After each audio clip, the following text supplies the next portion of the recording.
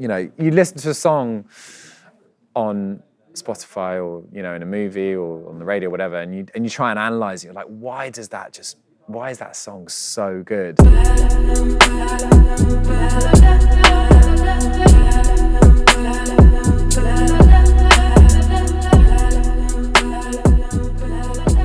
I'm Blaine. I'm from the Mystery Jets. I sing and play guitar in the Mystery Jets, and we are in wonderful Norwich, and we just played at the Waterfront, the first date of our UK tour. I'd probably say that the main thing that's changed is when we started out as a band, we relied a lot more on producers. So I suppose we'd grown up in this sort of like, we started the band in 1995, which was obviously a long time ago, but we were kids when we started the band. So we kind of grew up making demos on like really basic tape machines. So we, kind of 4 tracks, things like that.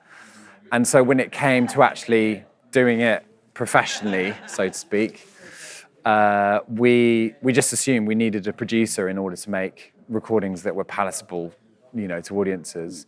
And so for our first 4 albums we made with producers, all different, like a whole different sort of set of producers. And then it got to our 5th record, and we realized, we've kind of picked up a lot of people along the way, and also technology is so affordable now. And we were familiar with making demos on things like Logic and GarageBand, stuff like that. So we thought, why don't we just actually put a little studio together? And there was an empty building opposite my flat in London, which we rented very, very cheaply, and we built a little studio in there, and we started recording ourselves. And it probably took about 2 or 3 years to kind of get to a level where we felt that we were actually coming out with like fairly decent recordings. And since then, we've basically just recorded ourselves, and we make our own records, we produce records, and now we produce other artists as well. And we're not alone. I mean, so many of my friends that are in bands do exactly the same thing, and I just think that's the biggest thing that I'd say that's changed, is that it's a lot cheaper to make records now.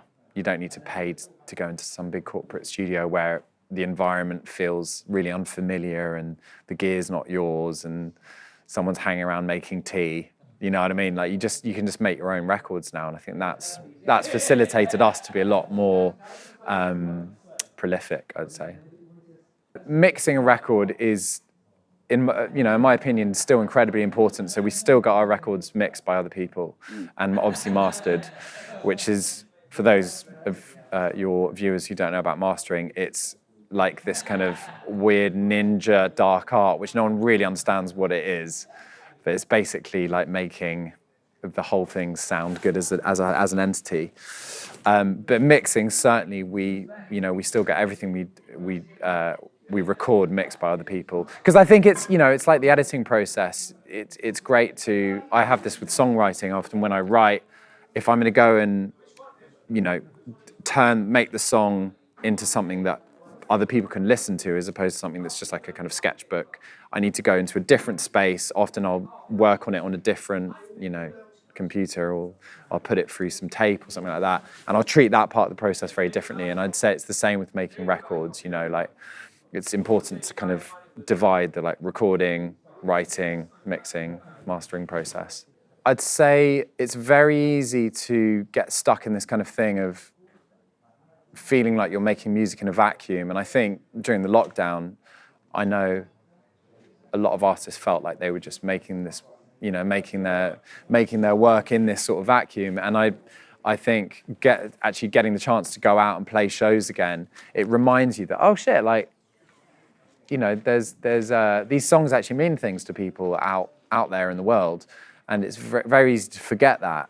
And when you just get locked in your creative process, which we've all, kind of inevitably been in during the lockdown. So now that we're coming out of that, I'd just say it's amazing just to see people singing along in the whites of people's eyes, and it spurs you on, because ultimately, you are writing songs for yourself because you're expressing something, that's inside you. But it's all about getting out there and allowing people to connect with those songs. So I think that's what I've really, really missed, is that connection with an audience.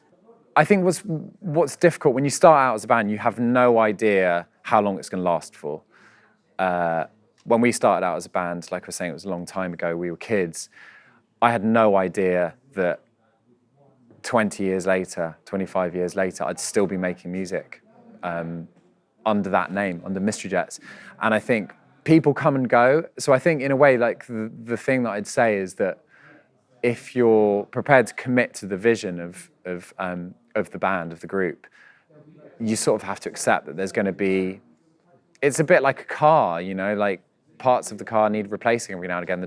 You know, you need to replace the tires, you need to give it an MOT, you need to sometimes buy a new car, or it rusts and it collapses and you just say, I'm just going to abandon this thing. But thankfully that hasn't happened with us. But we have had a lot of people leave, you know, and some of those people have been my best friends.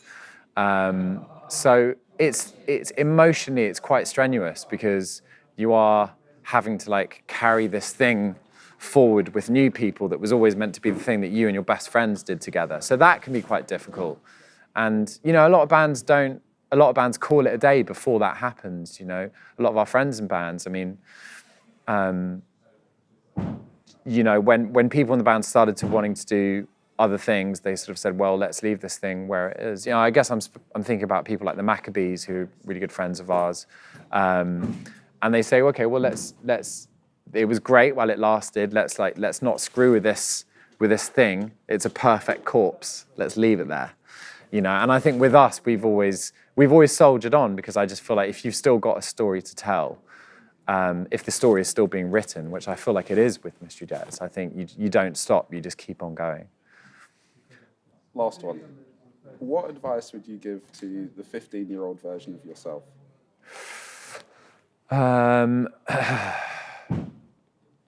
Pay attention in piano lessons, because I was terrible. I was very fortunate in that my parents paid for me to have some music lessons at school, but I was just not interested at all. I was far more interested in getting stoned with my mates, or, you know, just like jamming basically. And fast forward however many years, I'm like, oh God, if only I worked out how, you know, you listen to a song on Spotify or, you know, in a movie or on the radio, whatever, and you try and analyze it. You're like, why is that song so good? And I've had to sort of teach myself how to analyze music, whereas actually if I'd paid attention in school, I'd be able, you know, those tools would be a lot more readily available to me. So I do kind of wish that I paid more attention. But having said that, mistakes, sometimes, you know, being naive can often lead to really interesting results. Being untaught, being unacademic can lead to much more interesting results. So, in that sense, maybe it was a good thing that I didn't pay attention, but it is frustrating at this point in my life.